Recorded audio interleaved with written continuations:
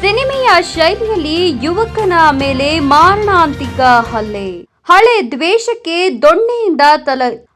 ದ್ವೇಷಕ್ಕೆ ತಲೆಗೆ ಬಲವಾಗಿ ಹೊಡೆದ ದೃಶ್ಯ ಸಿಸಿ ಕ್ಯಾಮೆರಾದಲ್ಲಿ ಸೆರೆ.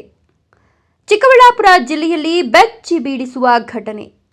ಚಿಕ್ಕಬಳ್ಳಾಪುರ ಜಿಲ್ಲೆ ಶಿಡ್ಲಘಟ್ಟ ತಾಲೂಕು ಬಶೆಟ್ಟಿಹಳ್ಳಿ ಬಳಿಯ ಎನ್ಕೆ ಬಾರ್ ಅಂಡ್ ರೆಸ್ಟೋರೆಂಟ್ ಬಳಿ ಮಾರಣಾಂತಿಕ ಹಲ್ಲೆ. ವಿಜಯ್ ಎಂಬುವವನಿಂದ ಶ್ರೀನಿವಾಸ್ ಮೇಲೆ ಮಾರಣಾಂತಿಕ ಹಲ್ಲೆ. ಗಂಭೀರವಾಗಿ ಗಾಯಗೊಂಡ ಶ್ರೀನಿವಾಸ್ಗೆ ಶಿಡ್ಲಘಟ್ಟ ಹಾಗೂ ಚಿಕ್ಕಬಳ್ಳಾಪುರ ಸಾರ್ವಜನಿಕ ಆಸ್ಪತ್ರೆಯಲ್ಲಿ ಚಿಕಿತ್ಸೆ. ಶ್ರೀನಿವಾಸ್ಗೆ ಧಮಕಿ ಹಾಕಿ ದೊಣ್ಣೆಯಿಂದ ಮನಸೋ ಇಚ್ಛೆ ವಿಜಯ್ ಬಡಿದಿದ್ದಾನೆ. ವಿಜಯ್ ಏಟಿಗೆ ಪ್ರಜ್ಞೆ ತಪ್ಪಿ ಬಿದ್ದ ಶ್ರೀನಿವಾಸ್.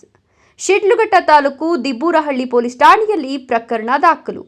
ಈ ಹಿಂದೆ ವಿಜಯ್ ಹಾಗೂ ಮತ್ತೊಬ್ಬರ ಜೊತೆಗೆ ಗಲಾಟೆ ನಡೆದಾಗ ಶ್ರೀನಿವಾಸ್ ಬಿಡಿಸಿದ್ರು ಅನ್ನೋದಕ್ಕೆ ವಿಜಯ ದ್ವೇಷ.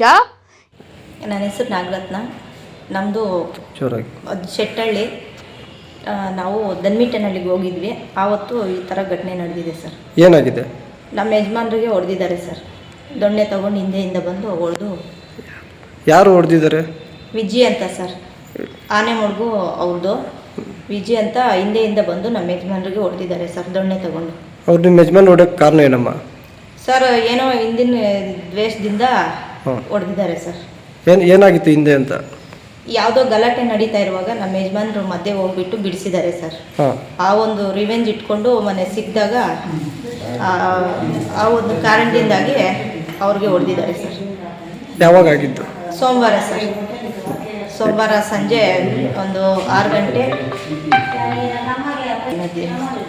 6:30 7 ಗಂಟೆ ಒಳಗಡೆ ನಡೆದಿತ್ತು ಸರ್.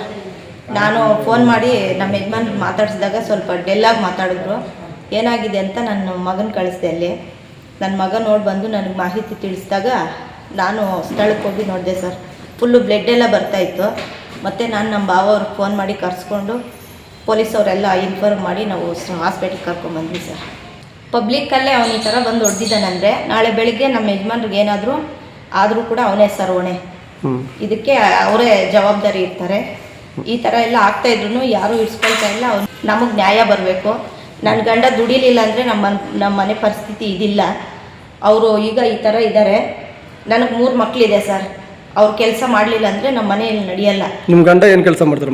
ನಮ್ಮ ಗಂಡ ಡ್ರೈವರ್ ಸರ್, ಬಸ್ ಡ್ರೈವರಾಗಿ ಕೆಲಸ ಮಾಡ್ತಾ ಇದ್ದಾರೆ. ಅವರು 4 ದಿನದಿಂದ ಮನೆಯಲ್ಲಿದ್ದಾರೆ. ನಮ್ಮ ಪರಿಸ್ಥಿತಿ ತುಂಬ ಇದಾಗಿದೆ ಸರ್. ನಮಗೆ ನ್ಯಾಯ ಬೇಕು ಸರ್.